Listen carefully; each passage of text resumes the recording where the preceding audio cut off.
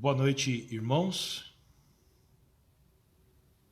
Que a graça e a paz de Jesus esteja com vocês nesta noite. Sejam bem-vindos ao nosso espaço, à nossa plataforma. Boa noite a todos vocês.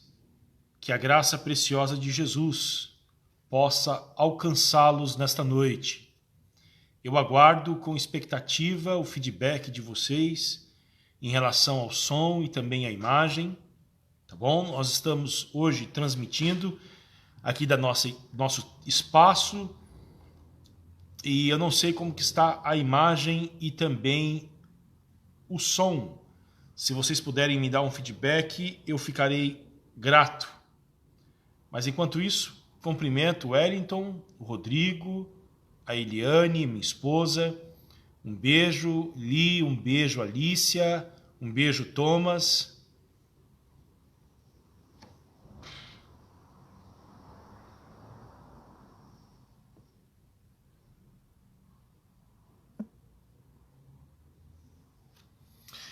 E para melhorar, eu não estou conseguindo também receber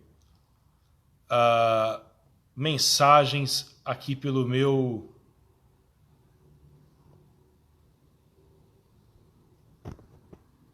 programa.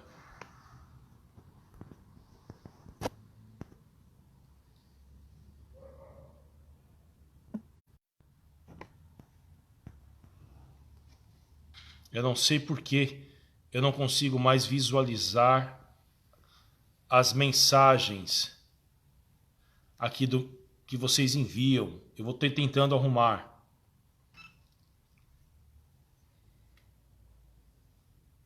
Certamente eu desabilitei algum comando aqui no Facebook.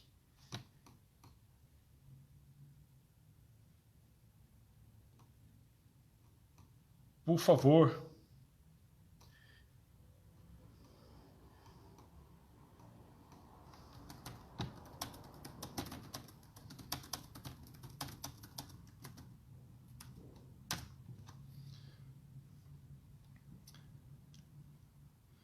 A Fran está por aí, o Alexandre lá em Londrina, Josi.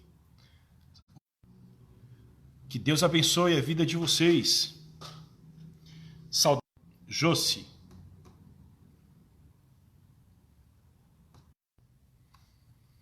Eu não sei o que está acontecendo, que a transmissão está sendo pausada aqui constantemente.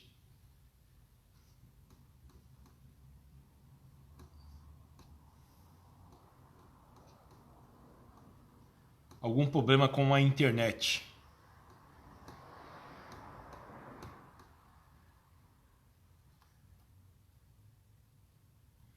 Graças a Deus, mais um momento, mais um dia em que a gente tem para se reunir com o povo de Deus, para se comunicar, para compartilharmos as Escrituras Sagradas. Graças a Deus por tudo isto, pela bondade de Deus, para com as nossas vidas, para com a vida da sua igreja.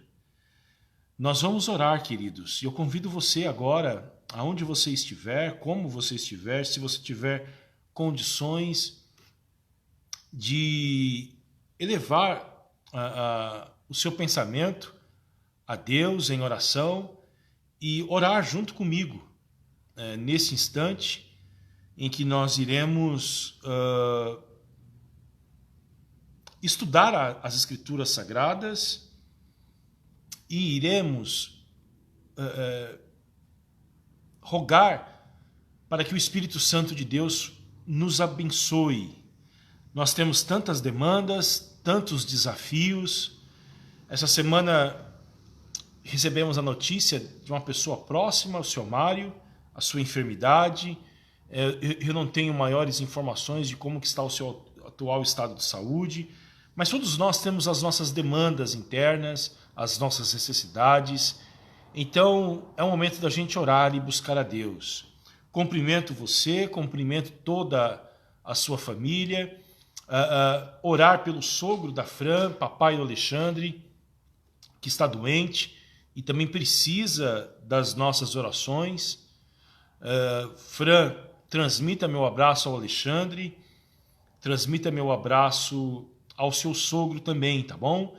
Nós temos esse compromisso agora de orar por ele.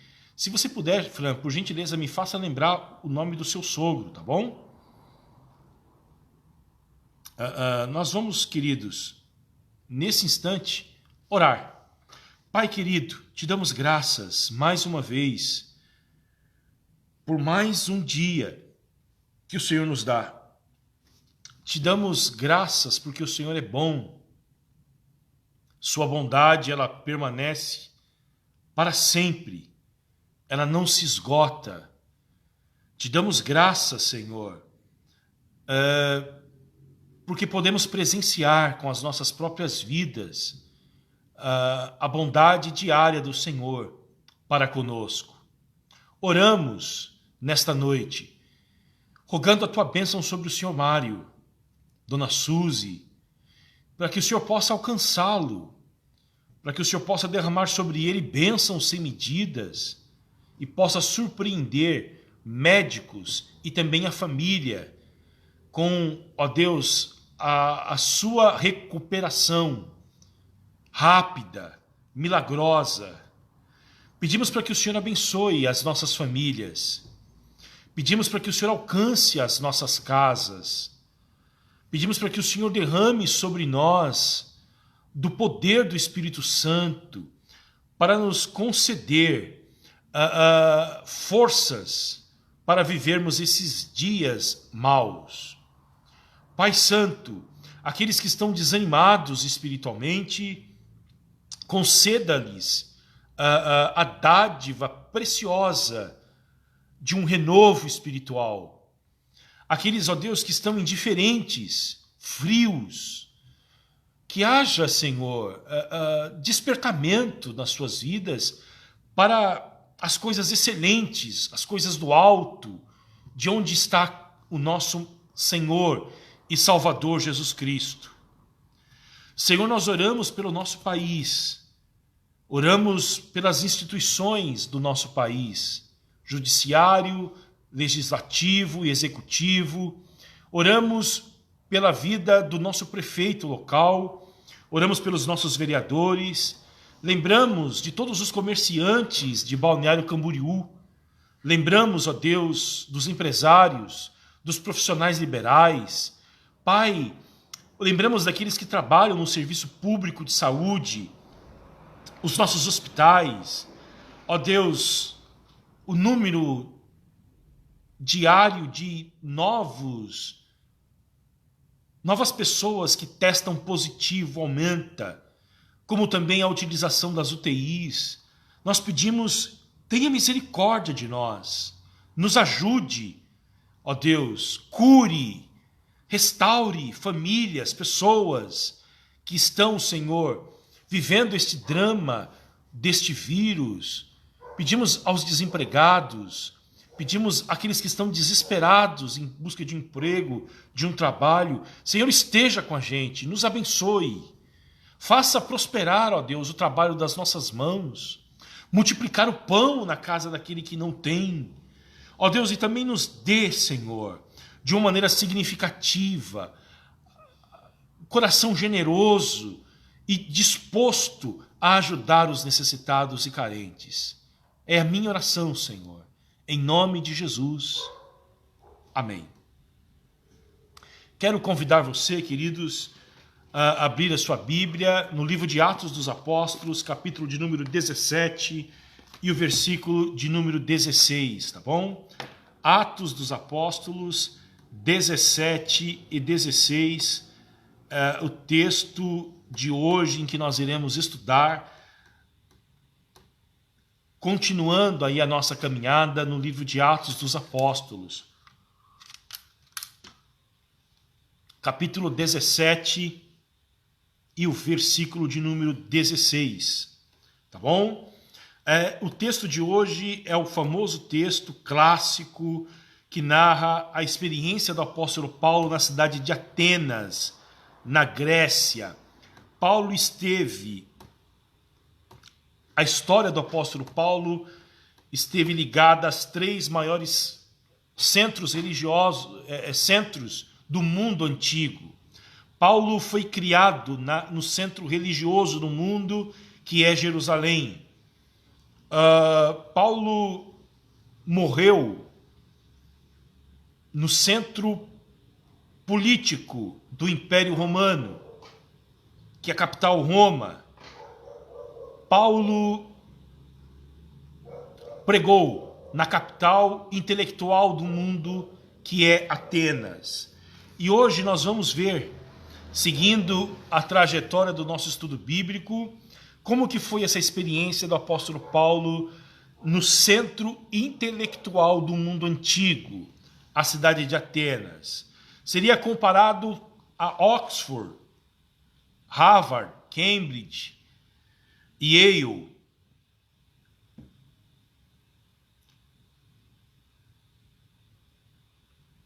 Vocês encontraram Atos dos Apóstolos 17, 16. Eu quero convidá-los a ler comigo esse texto sagrado, tá bom? Atos 17, 16. Enquanto Paulo os esperava em Atenas, o seu espírito se revoltava em face da idolatria dominante na cidade. Enquanto Paulo esperava quem? Enquanto Paulo esperava Timóteo e Silas, que ficaram em Tessalônica. Nós vimos isso 15 dias atrás. Paulo teve que fugir de Bereia, pegou um navio e parou em Atenas, talvez contra a sua vontade. Talvez os seus planos era pregar em Corinto, que ficava ali perto.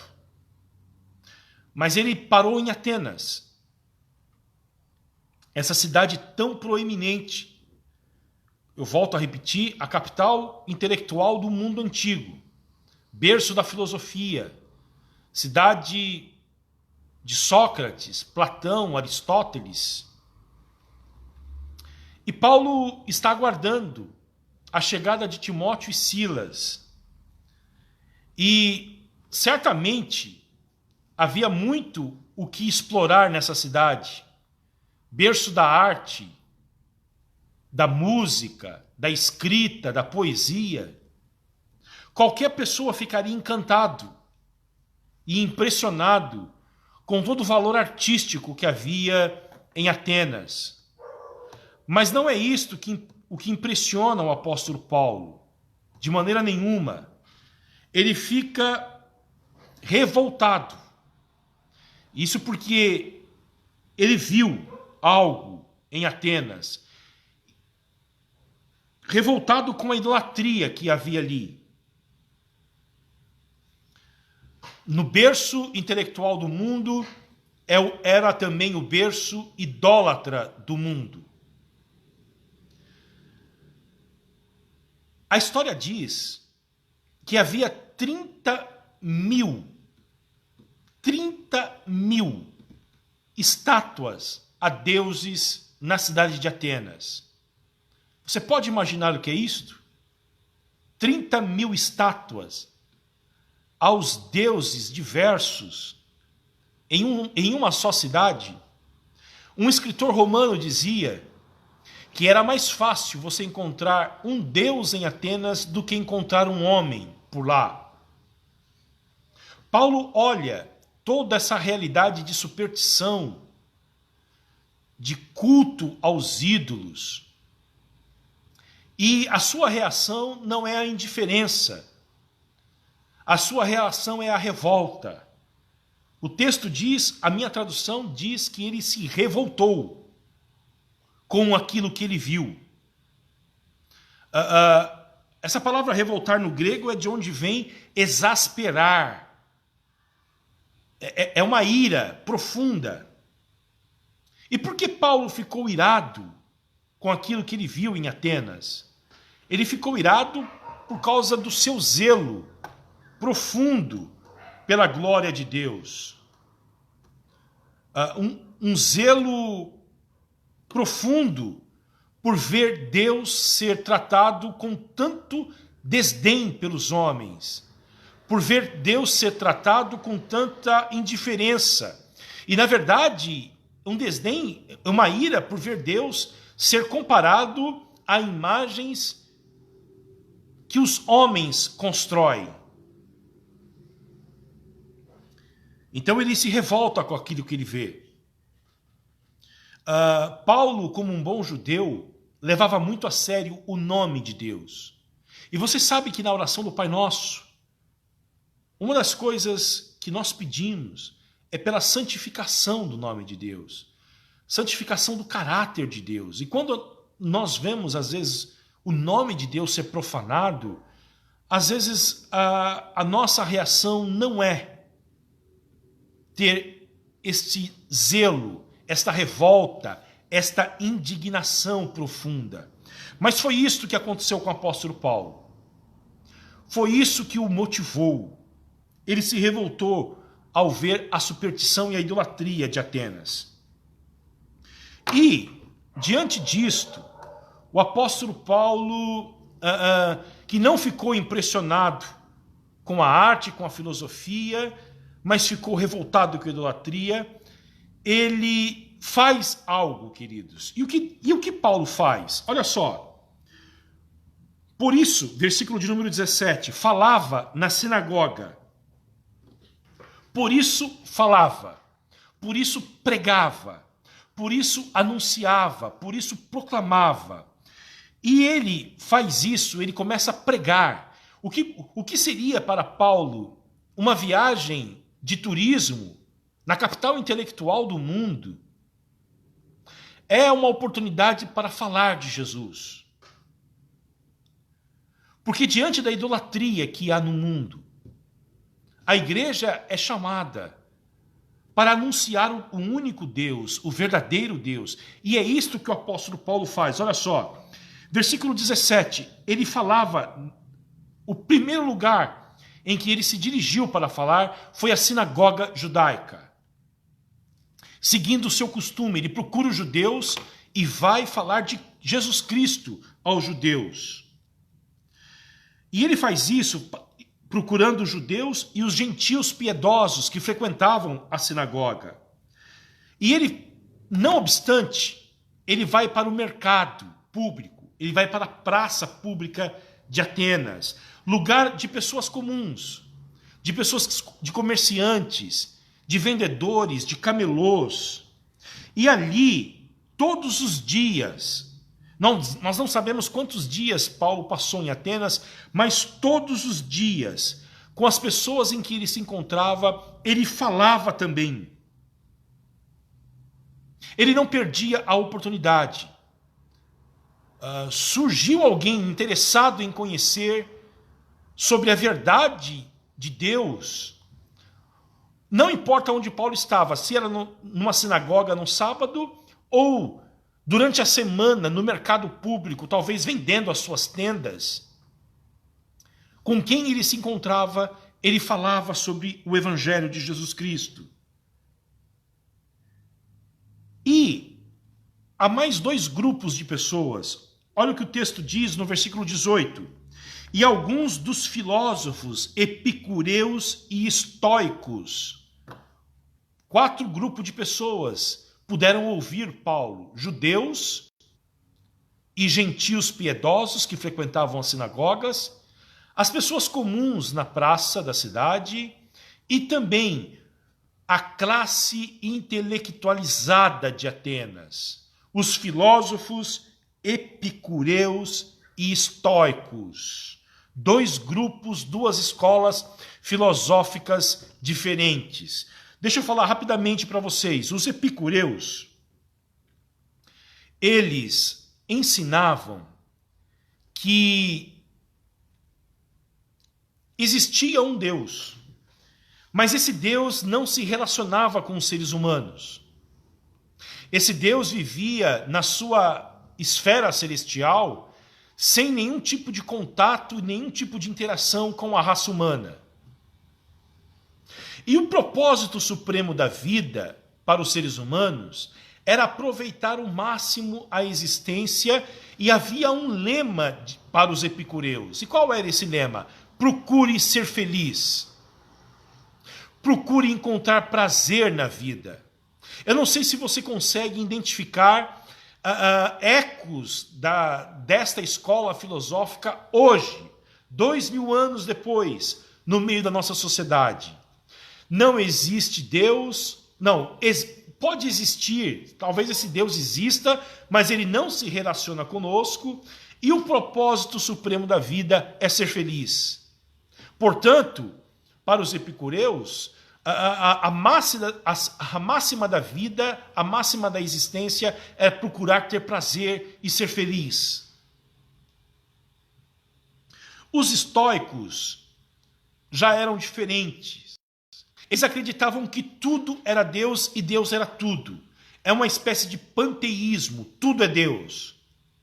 Uma árvore é Deus, um animal é Deus, o homem é Deus. E eles acreditavam que a máxima da vida, o que o homem deveria procurar fazer para encontrar o sentido da vida, era ter virtude, ética. E eles ensinavam uma espécie de resistência às tragédias da vida, eram fatalistas. Eles acreditavam que tudo que acontecia com o ser humano devia-se ao destino. Então, se algo acontecesse com você, você era ensinado a aceitar isto, porque era o seu destino. É uma espécie de determinismo fatalista.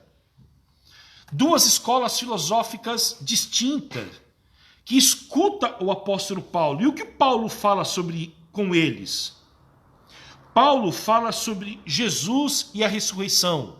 Durante o tempo em que o apóstolo Paulo passa em Atenas, ele prega para esses 4 grupos de pessoas acerca de Jesus Cristo e a sua ressurreição. E esta mensagem do apóstolo Paulo chamou a atenção desses 2 grupos filosóficos. E Lucas vai explicar por quê. Olha só.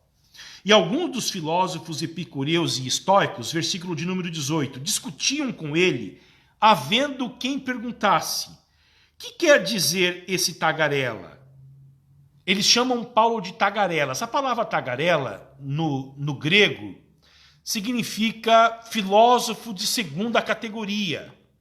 É uma palavra que é traduzida como passarinho. Um passarinho é alguém que pega uma semente aqui, uma semente ali, e vai se alimentando de pequenas porções de sementes espalhadas pelo campo. E um filósofo de segunda categoria, para os estoicos e os epicureus, era alguém que não tinha ideia própria, mas alguém que pegava um amontoado de ideias. E eles, num grau de superioridade intelectual, chamam Paulo de um filósofo de quinta categoria, na verdade. Mas eles são nutridos por uma curiosidade. E qual é essa curiosidade? A mensagem que o Paulo anunciava, a mensagem acerca de Jesus e a ressurreição. Deixa eu dizer rapidamente para vocês, a palavra ressurreição, no grego, é uma palavra grega chamada anastasis, de onde vem a anastasia. E certamente, talvez eles associaram Jesus e a ressurreição com 2 deuses distintos. Jesus, um do sexo masculino, e como a palavra ressurreição no grego é feminina, eles associaram Jesus e ressurreição a 2 deuses, um casal de deuses, e nutriram essa curiosidade. Olha só o que eles dizem. Versículo 19. Então, tomando-o consigo, levaram-no ao Areópago, dizendo: podemos saber que nova doutrina é essa que você ensina? Pois você traz aos ouvidos coisas estranhas, e queremos saber o que vem a ser isto. Aqui nós estamos diante de 2 coisas. A curiosidade deles Eles querem ouvir Paulo não porque eles estão em busca da verdade, porque olha o que o Paulo diz no versículo 21.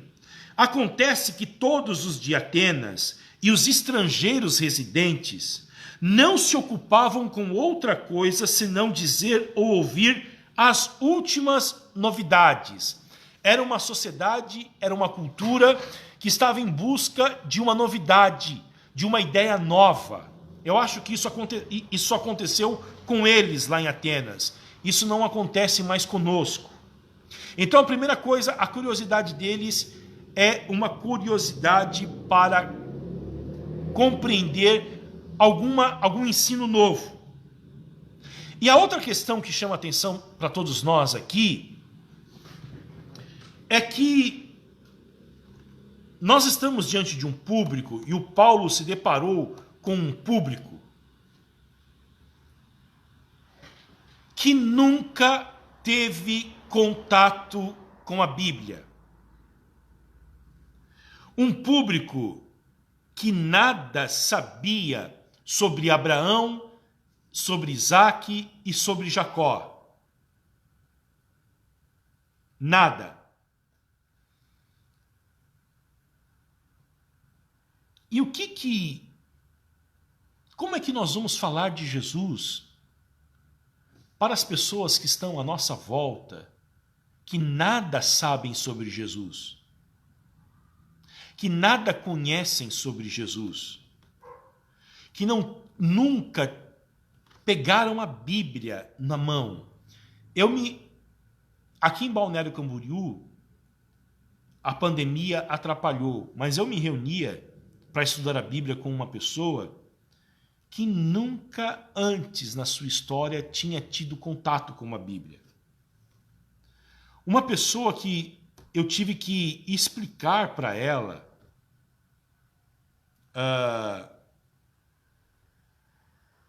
a diferença entre os números maiores e menores de um capítulo da Bíblia.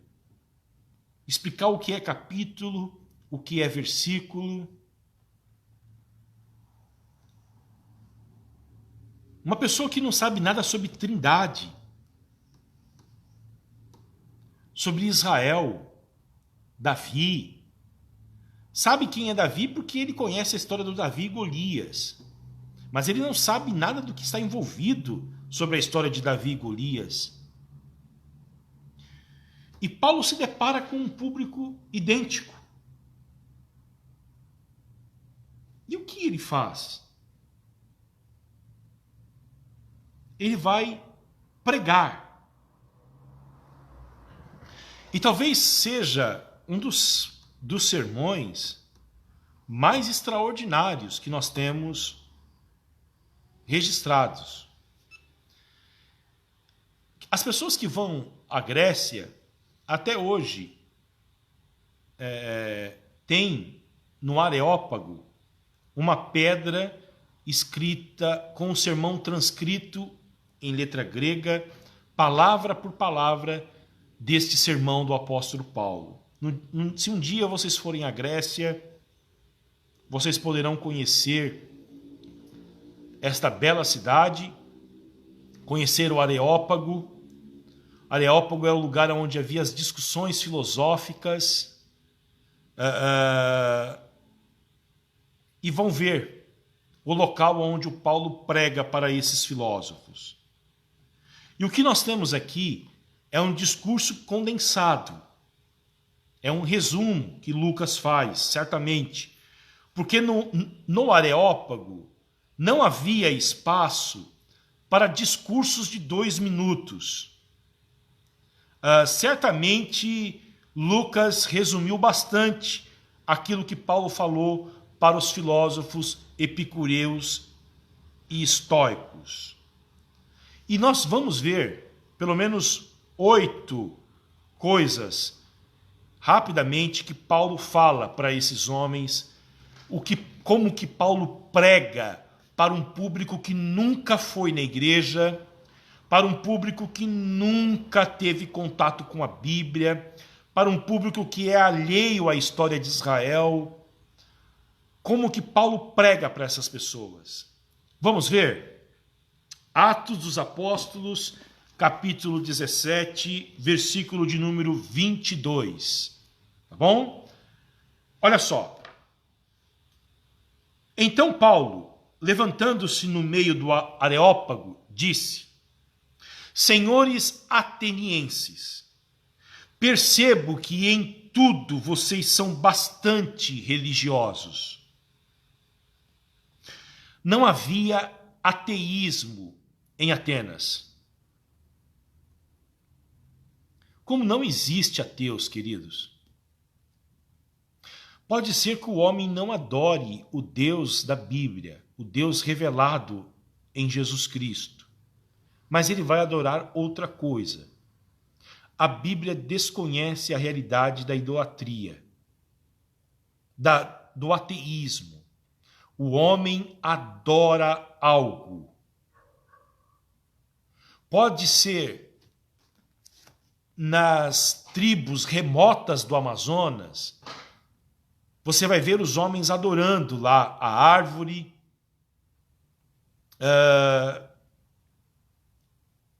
adorando o sol, a lua, as estrelas, o fogo.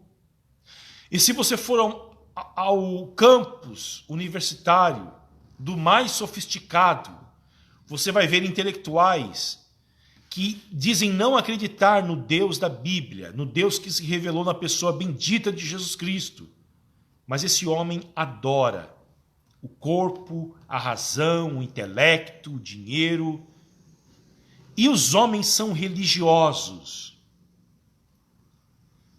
Esse homem, com o seu PhD, com seus títulos, ele pode adorar um cristal, pode adorar cogumelos, pode adorar animais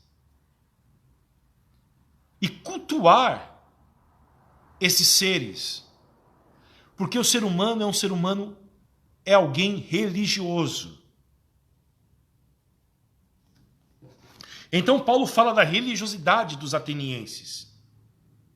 Versículo 23. Porque andando pela cidade e observando os objetos de culto que vocês têm, encontrei também um altar ao qual aparece a seguinte inscrição: ao Deus desconhecido. Pois esse que vocês adoram sem conhecer é precisamente aquele que eu lhes anuncio. Lembre-se do que eu disse no início. Havia 30.000 altares a deuses diversos somente na cidade de Atenas. E eles construíram um altar ao Deus que eles não conheciam, mas que estavam em busca de conhecê-lo. Porque a alma humana, quando não se depara com o verdadeiro Deus, ela está inquieta, ela está em busca de algo que a satisfaz profundamente. E na ausência do conhecimento de um Deus, os atenienses construíram um altar ao Deus desconhecido. E é sobre este Deus desconhecido, que eles não conheciam, que Paulo anuncia a existência do verdadeiro Deus. A partir do versículo 24, o Paulo vai falar sobre Deus e depois vai falar sobre os seres humanos. Vamos lá? Olha o que ele diz. Em primeiro lugar, o Deus verdadeiro, para o apóstolo Paulo, é este. É o Deus que fez o mundo e tudo o que nele existe. Esse Deus verdadeiro é o Criador que fez todo o universo. Ele é completamente diferente da sua criação.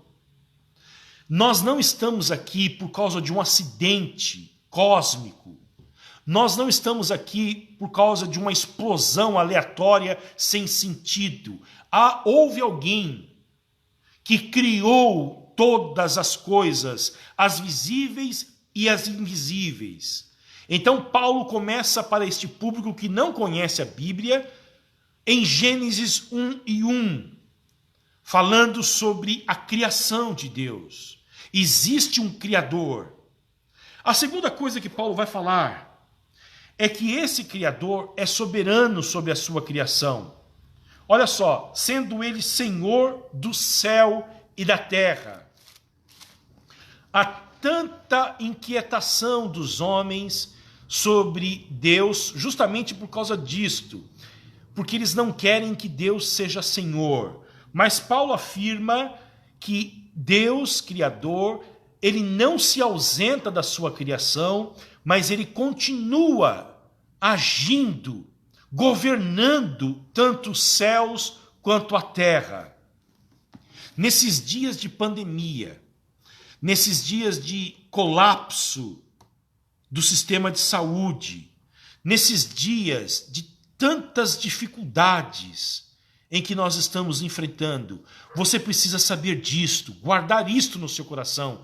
O Deus que criou este mundo não se ausentou dele, muito pelo contrário, ele continua sendo Senhor do céu e da terra.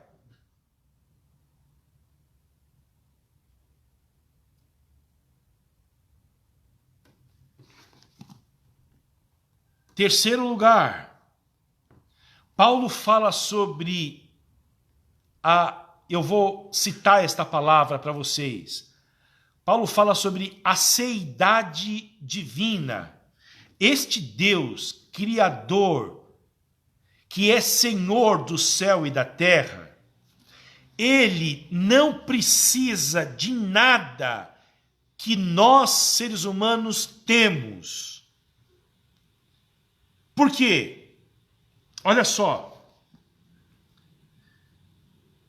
Nem é servido por mãos humanas, como se precisasse de alguma coisa. Esse Deus que criou, este Deus que é Senhor, ele não precisa de nada que venha dos homens. Os teólogos chamam isso de aceidade divina. A palavra aceidade no latim significa de si mesmo. Deus é completamente de si mesmo. Ele não necessita de nós. Ele é autoexistente. Quando ele se revela para o Moisés, na sarça ardente, ele diz: eu sou o que sou. Eu sou. Isso fala da aceidade divina. Ele não necessita de nada. Ele não criou a humanidade porque ele tinha carência afetiva, porque ele precisasse de alguma coisa em que nós, seres humanos, deveríamos dar para ele. Ele é autoexistente, autossuficiente. Então, ele não habita em templos feitos por mãos humanas, em santuários construídos pelos homens, e não precisa de sacrifícios que os homens, porventura, queiram lhe oferecer.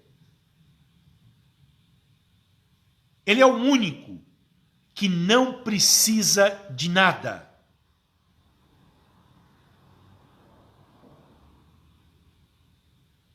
Outra coisa que Paulo diz. Paulo fala da dependência humana agora. Versículo de número 25. Esse Deus, ele mesmo é a quem a todos dá vida, respiração e tudo mais. Esse Deus criador, soberano, autoexistente, é ele quem concede vida aos seres humanos. É ele quem concede respiração. E é ele também que concede todas as outras coisas que os seres humanos precisam para continuar vivendo. Em outras palavras, o Deus que cria todas as coisas é o Deus que provê todas as coisas para manter a sua criação existindo, em funcionamento.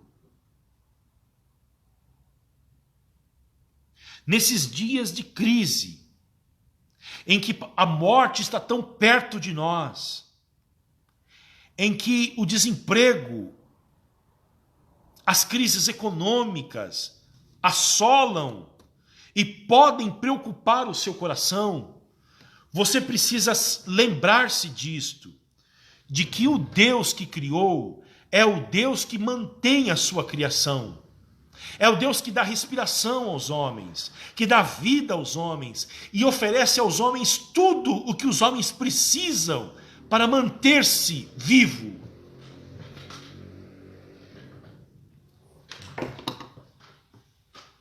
Por isso que você pode confiar nesse Deus, nesta noite. Talvez o seu coração esteja aflito, abatido, triste, mas eu desafio você a colocar a sua confiança neste Deus, no caráter santo deste Deus, na bondade deste Deus, que não apenas cria todas as coisas, mas que tem um compromisso de sustentar a sua criação.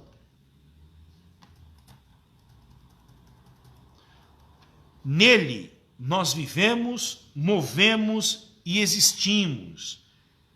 Versículo 28 deste capítulo. Por isso que não dá para tentar tirar Deus de cena da vida humana. Na Revolução Francesa, tentaram suprimir todo vestígio de Deus. Na Revolução Francesa, os intelectuais disseram: nós vamos acabar com as igrejas, nós vamos acabar com as escolas cristãs, nós vamos acabar com o cristianismo, aliás, nós vamos acabar com todas as religiões. Os cristãos disseram o seguinte: vocês podem acabar com todos os livros cristãos, queimar todas as Bíblias, destruir todas as igrejas, perseguir todos os cristãos, mas uma coisa que vocês não podem fazer é arrancar as estrelas dos céus, acabar com o brilho do sol, tirar a luz da lua,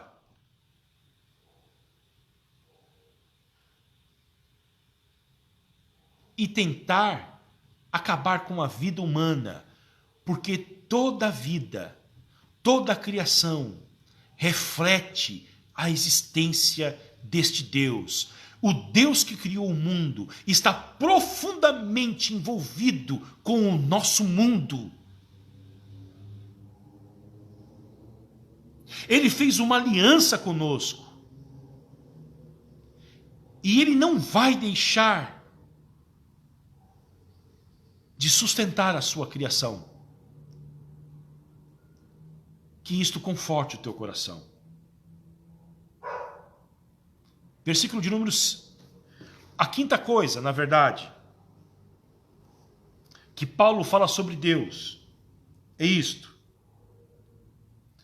de que todos nós descendemos de um homem apenas.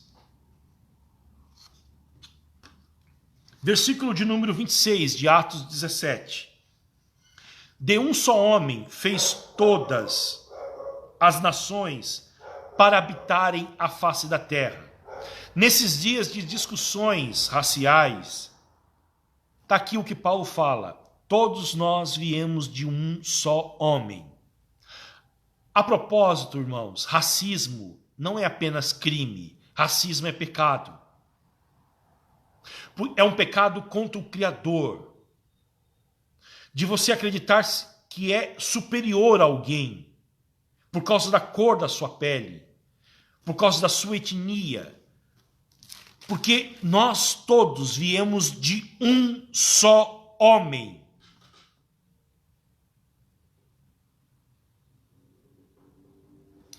E Paulo fala da soberania de Deus sobre as nações. Olha só: havendo fixados os tempos previamente estabelecidos e os limites da sua habitação. Quer dizer, cada uma das nações do mundo tem a sua geografia delimitada por Deus.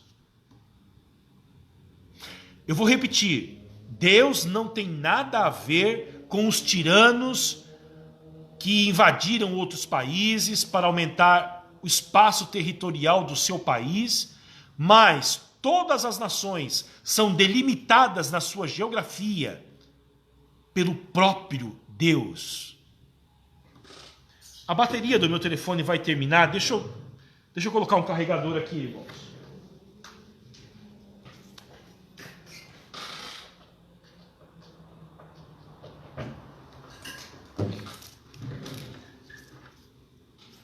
É Deus quem delimita, de acordo com o apóstolo Paulo, os limites das nações.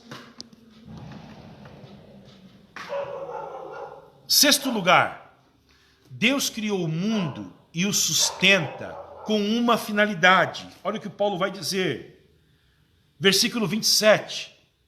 Para buscarem Deus, se porventura tateando o possam achar, ainda que não esteja longe de cada um de nós. Quer dizer, Deus criou o mundo e Deus sustenta o mundo, desejando que os seres humanos possam encontrá-lo. Mas nós sabemos que os seres humanos não encontram a Deus, que a raça humana não o conhece. Há algo de errado nisto. E este erro não está em Deus. Porque Deus dá sinais e sobeja as provas da sua existência, da sua bondade, do seu amor. Mas os seres humanos convivem com essa realidade da existência de Deus. Entretanto, Paulo vai falar isso em Romanos capítulo 1, eles tentam suprimir a verdade de Deus, a revelação de Deus. A sétima coisa, Deus não está longe. Olha o que Paulo diz, versículo de número 27 ainda.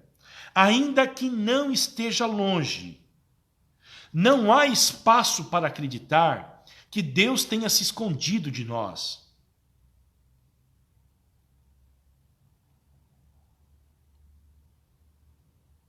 Ele não está longe. Na verdade, é os seres humanos que estão longe dele. Deus está muito perto de todos os seres humanos. Mas há algo que impede dos seres humanos de encontrar a Deus. E Paulo vai falar o que é. Versículo de número 29. O problema da raça humana em não conhecer o verdadeiro Deus e viver uma profunda idolatria, esse problema não está em Deus. Não é que o caminho para Deus está fechado. Paulo vai explicar por que os homens não conhecem a Deus. Versículo 29 ele diz o seguinte: portanto, visto que somos geração de Deus, não devemos pensar que a divindade é semelhante ao ouro, à prata ou à pedra, trabalhados pela arte e imaginação do homem. O problema da raça humana, de acordo com o apóstolo Paulo, é a idolatria. O problema do homem não é a falta de estudo. O problema do homem não é a ausência de recursos financeiros. O problema do homem não é a luta de classes, como ensina o marxismo. Mas o problema do homem é a idolatria. E o que é idolatria, irmãos? A idolatria é você não apenas construir uma imagem e se curvar diante dela, mas a idolatria é você construir alguma coisa dentro do teu coração que ocupe o lugar de Deus. E geralmente nós fazemos isto com as coisas boas da nossa vida. Nós pegamos uma coisa boa da vida e transformamos essa coisa boa da vida em um Deus, que se torna um ídolo para nós.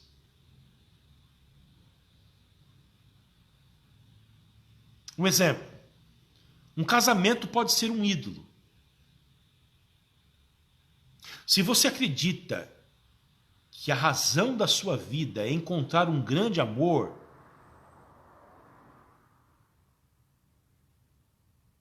você pode encontrar este homem ou essa mulher e vai transformá-lo em um ídolo. E se um dia esse amor acabar, você vai se sentir péssimo. A sua vida vai perder valor, vai perder sentido. Porque você fez das coisas boas. O amor é uma coisa boa, casamento é uma coisa boa. Mas você fez disso um alvo supremo da sua vida. Um pai e uma mãe podem fazer dos seus filhos um ídolo.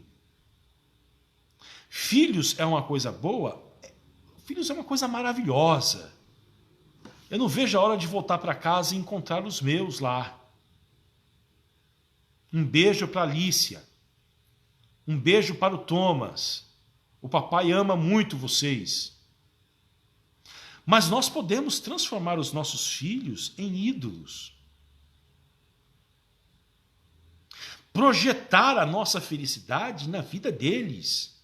E se um dia esses filhos contrariarem a nós, ou se eles fracassarem naquilo que nós projetamos para eles, nós podemos ficar arrasados.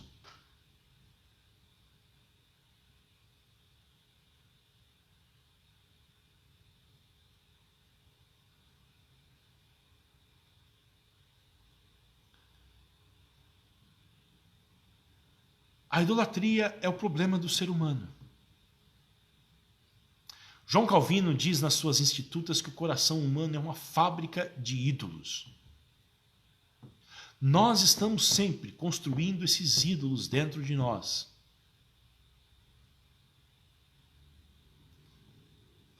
Que vão disputar a glória com o único e verdadeiro Deus.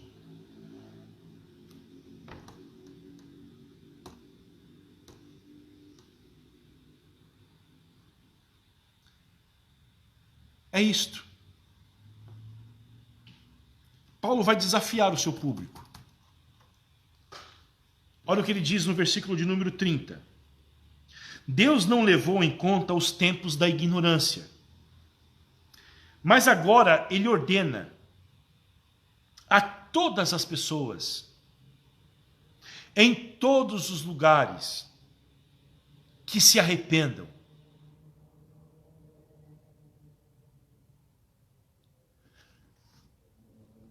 Por um tempo, Deus tolerou a profunda afronta dos seres humanos contra a sua glória. O ser humano que é filho de Deus por criação, existem dois tipos de filhos de Deus, aqueles que são filhos de Deus por criação e os que são filhos de Deus por redenção. Os que são filhos de Deus por redenção são aqueles que creem em Jesus Cristo. Então, ao crer em Jesus Cristo, são adotados como filhos de Deus. E existem os demais que são filhos de Deus por criação. Estes, como aqueles, afrontam a Deus, rejeitando o conhecimento verdadeiro de Deus e adorando um falso Deus no lugar. E o que Paulo diz é que Deus, por um tempo, não é que ele foi indiferente, que ele foi aquiescente com o erro, mas, por misericórdia e bondade, ele tolerou a ignorância dos seres humanos. Mas agora é o tempo, de acordo com o apóstolo Paulo, em que Deus está chamando os homens, e está chamando a humanidade inteira para uma coisa, para que eles se arrependam deste pecado grave chamado idolatria.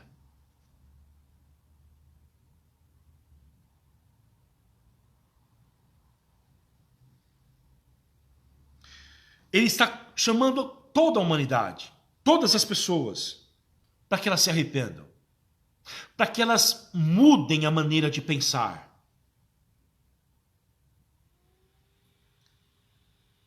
E aí Paulo vai falar sobre um tema que com certeza gerou perplexidade no seu público. Versículo de número 31. Porque Deus estabeleceu um dia em que julgará o mundo com justiça, por meio de um homem que escolheu, e deu certeza disso a todos, ressuscitando-o dentre os mortos. Ele fala do dia do juízo, o dia em que Deus haverá de julgar a humanidade. Os filósofos não acreditavam nisto. Os epicureus diziam que Deus não se relacionava com a humanidade. Os estoicos não acreditavam numa vida pós-morte. Tampouco os epicureus. E talvez essa seja a realidade de muitos hoje. Os que estão vivendo para o prazer e para a felicidade, eles acreditam que o máximo desta vida está aqui nessa existência. Por que as pessoas se desesperam quando elas enfrentam reveses econômicos? Por que as pessoas se desesperam quando a velhice chega? Porque elas acreditam que toda a vida humana se resume a essa existência que nós temos de, às vezes, 70 anos, 80, no máximo 100. Então, quando elas percebem que isso está acabando, elas entram em desespero.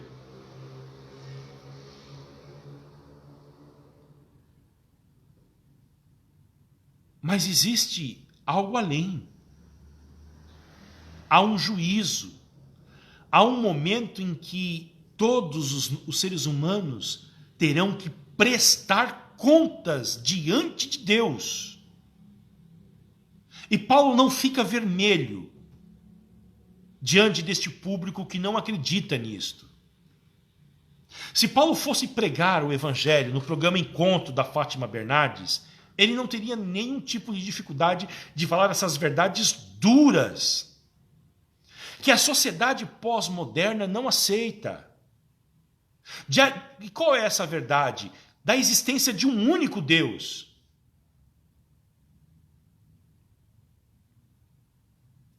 Da existência de um único caminho que leva a Deus. Porque a nossa sociedade é plural. Ela diz que todos os caminhos levam a Deus. É mentira. Há apenas um caminho que leva a este Deus Criador, sustentador, Senhor, que a todos dá vida, que não precisa de nada, é autoexistente. Só há um caminho. E a revolta da sociedade contra o cristianismo é porque o cristianismo rejeita esse pluralismo. O cristianismo é singular. Ele chama a todos os homens para um caminho apenas. E esse caminho é Jesus Cristo, o único mediador entre Deus e os homens. Paulo não ficaria vermelho se ele estivesse no plenário de uma universidade famosa, ou se ele estivesse no programa Encontro da Fátima Bernardes. Vocês já perceberam quando vão, já viram, não sei se vocês já viram, eu não assisto esse programa, mas às vezes eu recebo os vídeos, sobretudo quando vai pastores que a Rede Globo convida para esses programas. Esses homens vão ali e eles ficam todos sem graça. E eles não falam sobre a verdade da fé. Eles aceitam essa salada, essa miscelânea pós-moderna de um Deus sem ira, de um Deus que não tem ciúme da sua glória, de que o pecado é uma questão de aspecto ético apenas e não uma ofensa contra este Deus. Eles não anunciam o sacrifício de Jesus, o sangue derramado, a sua morte expiatória, vicária.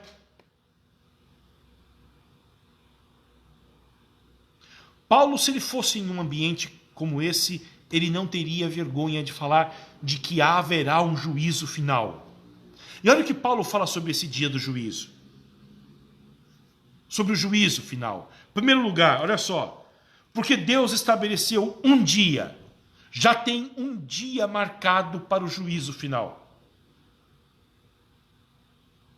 Segundo lugar, no dia do juízo não haverá nenhum tipo de injustiça.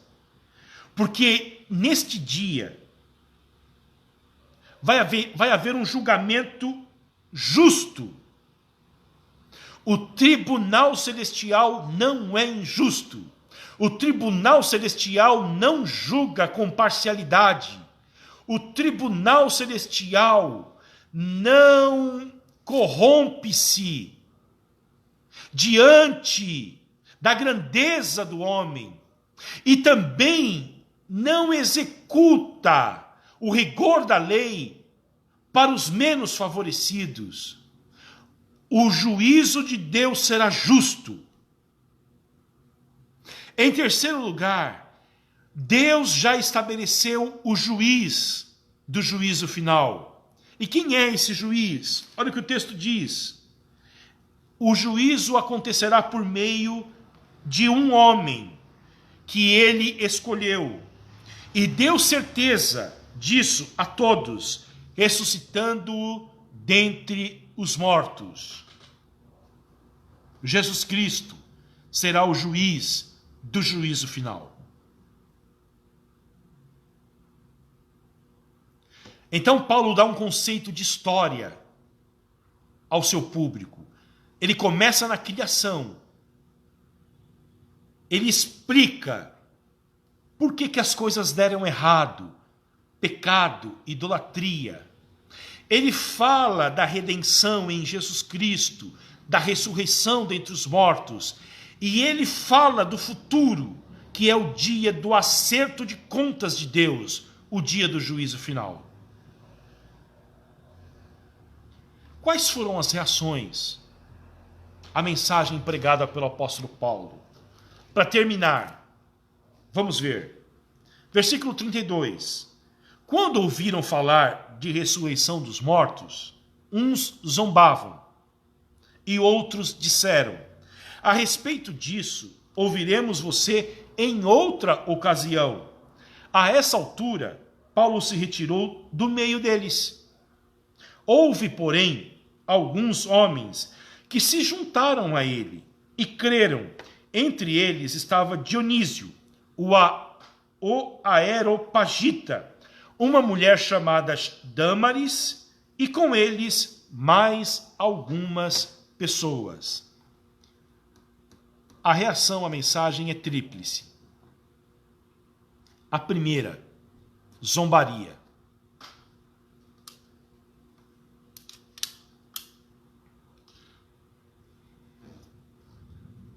Será que nós estamos dispostos a falar de Jesus para os nossos amigos, para os nossos parentes, para os companheiros de trabalho e eles zombarem de nós?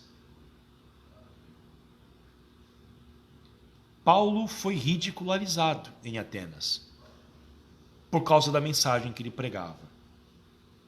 E ele afirma que ele não se envergonha do evangelho.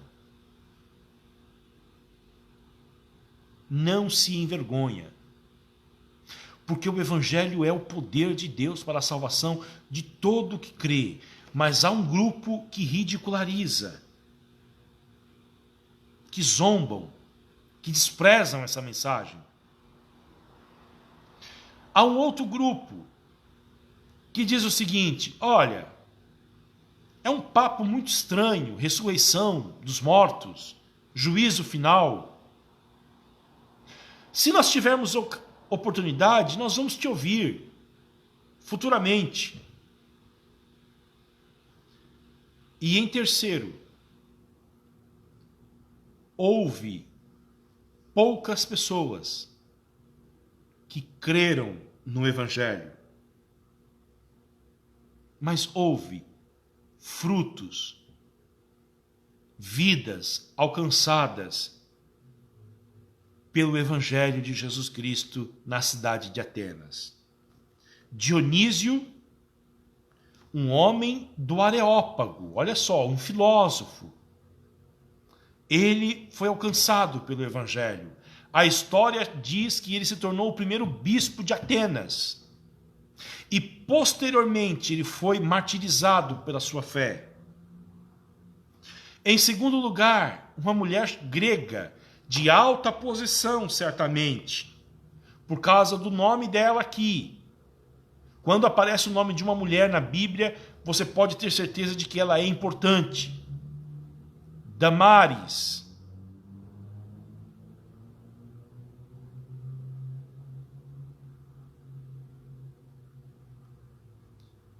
E isso indica que essas mulheres estavam cansadas do vazio das religiões pagãs e viram na mensagem do Evangelho a resposta para os seus questionamentos mais profundos. E mais algumas pessoas. A igreja de Atenas começou com Dionísio, Damares e algumas pessoas. Nunca mais nós sabemos sobre eles. Mas é o fruto do Evangelho, do trabalho do apóstolo Paulo pregando o Evangelho na capital intelectual do mundo. Escrevendo aos Coríntios, uma cidade que ficava pertinho de Atenas, Paulo vai dizer o seguinte, certamente, Coríntios capítulo 1, versículo 18, certamente a palavra da cruz é loucura para os que se perdem, mas para nós que somos salvos, ela é o poder de Deus, pois está escrito, destruirei a sabedoria dos sábios e aniquilarei a inteligência dos inteligentes. Onde está o sábio? Onde está o escriba? Onde está o questionador deste mundo? Não é fato que Deus tornou louca a sabedoria deste mundo, visto que, na sabedoria de Deus, o mundo não o conheceu por sua própria sabedoria, Deus achou por bem salvar os que creem por meio da loucura da pregação. Porque os judeus pedem sinais e os gregos buscam sabedoria, mas nós pregamos o Cristo crucificado. Escândalo para os judeus, loucura para os gentios, mas para os que foram chamados, tanto judeus como gregos, Cristo é o poder de Deus e a sabedoria de Deus, porque a loucura de Deus é mais sábia do que a sabedoria humana, e a fraqueza de Deus é mais forte do que a força humana. Versículo 26, para a gente terminar. Irmãos, considerem a vocação de vocês. Não foram chamados muitos sábios, segundo a carne, nem muitos poderosos, segundo a carne, nem muitos de nobre nascimento. Pelo contrário, Deus escolheu as coisas loucas do mundo para envergonhar os sábios, e escolheu as coisas fracas do mundo para envergonhar as fortes. E Deus escolheu as coisas humildes do mundo e as desprezadas e aquelas que não são, para reduzir a nada as que são, a fim de que ninguém se glorie na presença de Deus. Amém? Esta foi a atividade missionária do apóstolo Paulo em Atenas. Qual é o desafio para nós, queridos? Qual é? Em primeiro lugar, eu penso que é a revolta com a idolatria. De que a idolatria desumaniza o ser humano. A idolatria produz superstição, a superstição produz medo, a superstição produz pavor, escraviza os homens. A motivação que nós temos para pregar o evangelho aqui em Balneário Camboriú, uma cidade com tantos ídolos, é para que o nome de Deus seja glorificado e que os ídolos sejam reduzidos a cinza. Então, o desafio para todos nós nos revoltarmos com a idolatria deste lugar e pregarmos o evangelho para um povo idólatra, visando a glória de Deus. Agora vem um desafio também de nós cuidarmos dos nossos próprios corações. Se João Calvino está certo em dizer que o coração humano é uma fábrica de ídolos, nós não escapamos desta realidade. Então, avalie o seu coração diariamente e veja se dentro do seu coração não existe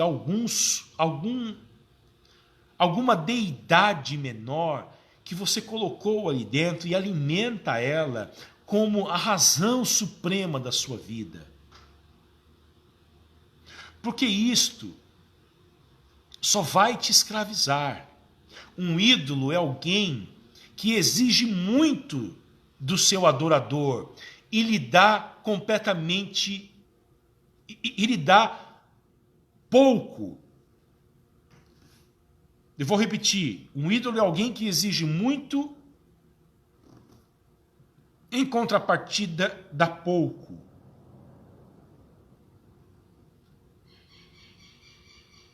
E a razão de muita infelicidade no coração de muitos na igreja é porque eles ainda não abandonaram seus ídolos e passaram a servir a Deus.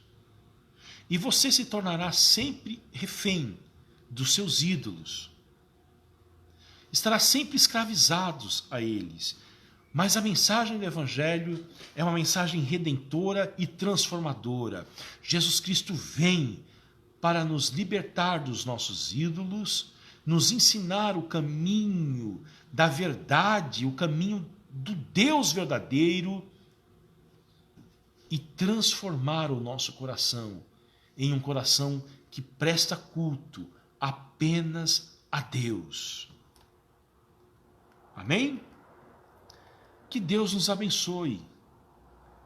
Nós veremos novamente, nós estaremos juntos novamente no próximo domingo, às 19h30, aqui no nosso espaço, aqui na nossa igreja, tá bom? Para o culto online ainda online. Nós estamos com muita expectativa de que em breve, mesmo com todas as restrições impostas pelo poder público, voltarmos às nossas reuniões presenciais. Enquanto isso não acontece, continuaremos a nossa jornada aqui nesta plataforma. Eu não sei se vocês sabem, queridos, mas foi compartilhado no grupo das mulheres. Uma pessoa entrou em contato aqui no Facebook da nossa igreja pedindo doações de cobertores. Semana que vem a expectativa é de que o inverno de fato e de verdade venha com muita força aqui para a nossa região. Teremos muito frio.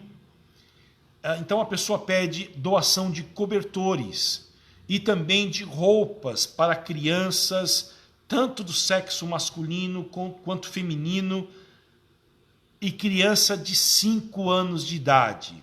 Se você, queridos, tem roupas de criança, conhece alguém que tem roupas de criança de 5 anos de idade, masculino e feminino, e também cobertores, por gentileza, entre em contato com a dona Nália e queira fazer essa doação ou avisar a dona Nália de alguém que pode doar, tá bom?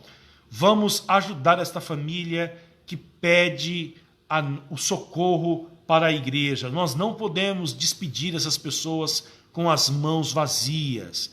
Nós não podemos despedi-las sem socorrê-las. É pecado. O nosso amor não pode ser evidenciado apenas em palavras, mas o nosso amor tem que ser evidenciado em gestos, tá bom?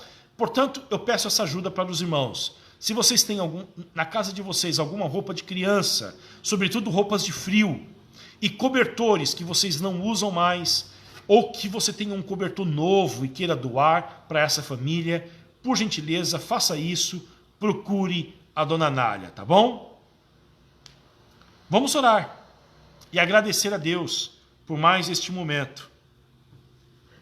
Pai Santo, nós te damos graças, nós te louvamos, nós te bendizemos e pedimos a tua bênção, ó Deus, sobre esta família que pede a nossa ajuda. Senhor, tu sabes das reais necessidades e daquilo que eles necessitam. Nós oramos por eles, pedimos a bênção do Senhor sobre eles. Oramos, ó Deus, para que sejamos generosos e podemos nos compadecer dos pobres, dos necessitados durante esses dias difíceis. Abençoa-nos, concede-nos uma noite de paz, uma noite de descanso, dá-nos da tua graça. É a minha oração, ó Deus, em nome de Jesus. Amém e amém.